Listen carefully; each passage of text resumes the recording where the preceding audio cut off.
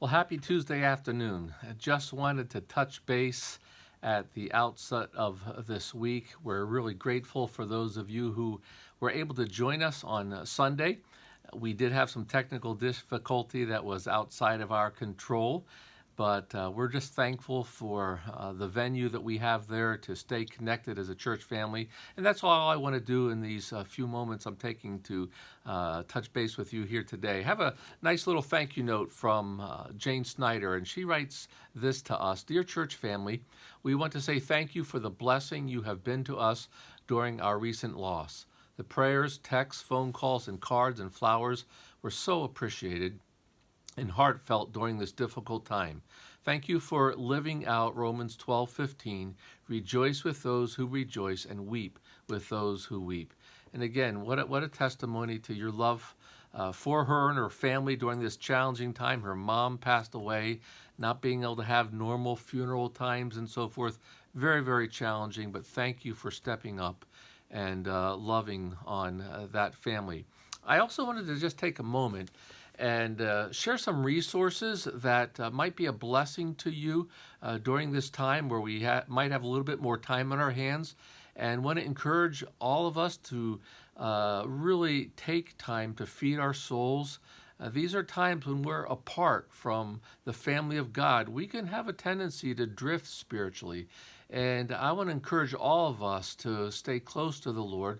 And first of all, really, a great New Testament book that is all about handling the tough times in life is First and Second Peter. That's the theme of those books, so they might be great books to have your devotions in. I use this tool as a supplement to my devotions. I've mentioned this many times. It's called The Valley of Vision. It's a collection of Puritan poems and prayers. I appreciate these writers because they understood two things. They knew God and they knew themselves. And they have a beautiful way of intertwining God's truth in very practical, beautiful ways that really uplift you and encourage you in your spiritual journey. Another one as well, and I know several of you have this, but this is a great daily devotional that Paul Tripp did. It's called New Morning Mercies. You can purchase this as well as all these that I'm mentioning here from Christian book distributors is a good resource, or even Amazon.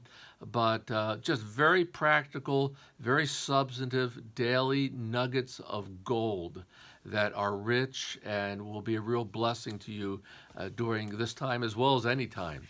And then finally, this also is a book by Paul Tripp. It's called Suffering. He, not too long ago, came through a very challenging time physically. He documents that journey, but he unpacks a biblical grasp of suffering that I think is really applicable for us today, and especially for those of you who might be struggling with this particular crisis and trying to handle it God's way. Also thankful for Pastor Jeff and his ongoing journey of walking through how we can counter anxiety. He's going to be doing another presentation tonight that I know many of you are being blessed by, so just want to highlight that opportunity too. Sunday at the end of my message, I gave a little homework assignment as we were talking about the fruit of the Spirit, and the first one being love. And that is, what is love? Simply put, it's your good at my cost. That's the love of God that we have experienced and now have the great privilege to be able to share with others.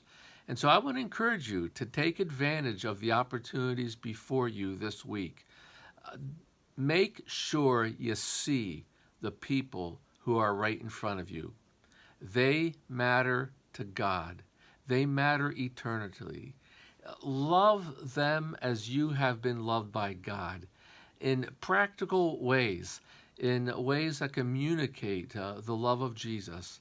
We're thankful for those of you who are working hard at that, and we want to be an encouragement to you. And again, if you have need to touch base, we are able to communicate with you via our phones, via the church phone. We're still here in the office. Emails as well. We're here for you, want to continue to assure you to not hesitate to touch base.